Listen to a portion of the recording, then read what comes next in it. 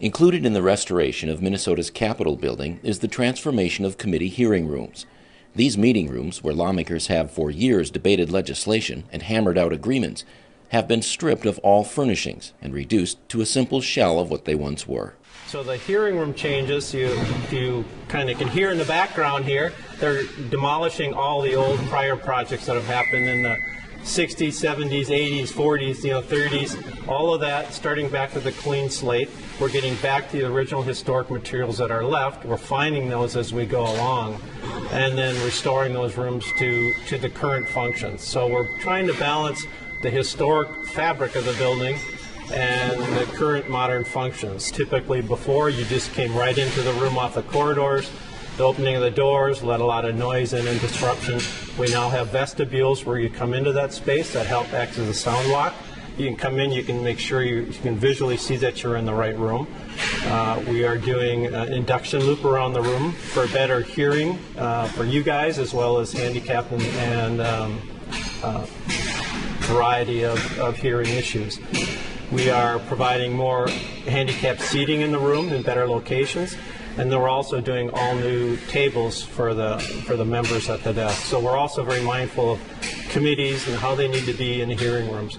It gives us a chance to really look at how our hearing rooms are being used now and to look into the future and how our hearing rooms are being used. A lot of those past ones never had cell phones in mind, never had iPads in mind, never had all of those kinds of electronics that happen now.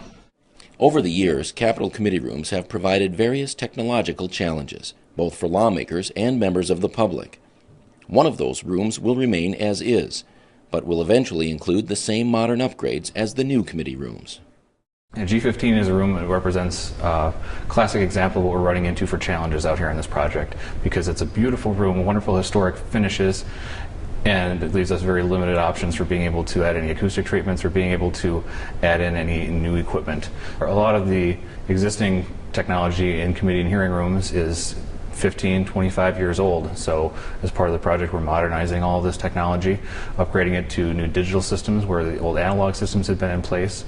We're adding visual technologies installed in the rooms, and it should be making a big improvement in the way that everybody's able to interact with the spaces, both the members and anybody from the public who's coming in to use these spaces.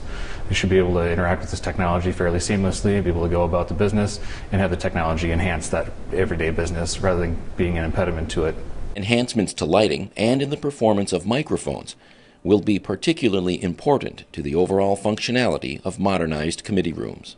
The existing microphones have issues with interference from cell phones, and they have problems with being able to pick up members if the microphone isn't facing directly at them. So we're looking at technologies that are going to eliminate any of that chatter you might hear when somebody puts their phone next to the microphone, be able to pick up what you want from the conversations and reject what you don't want from the other conversations that are going on side by side from people. The lighting in the hearing rooms has been a challenge. We want to make sure that we're installing lighting that's going to be compatible with any of the broadcast cameras in the spaces, as well as something that's going to be compatible with members doing their business on the tables. So we're going to be looking to try and even out the lighting throughout the space. Right now it's fairly uneven. You get hot spots, you get cold spots. So as part of that, we're going to be looking at bringing in lights that'll have the right color temperature for broadcast, but also be something that's appealing and much more even for members to work under.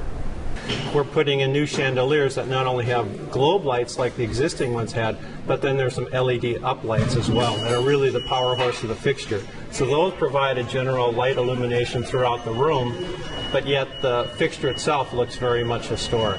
And those are the kind of, you want to call them tricks or whatever you might call them, but those are the ways you integrate that function with the historical look.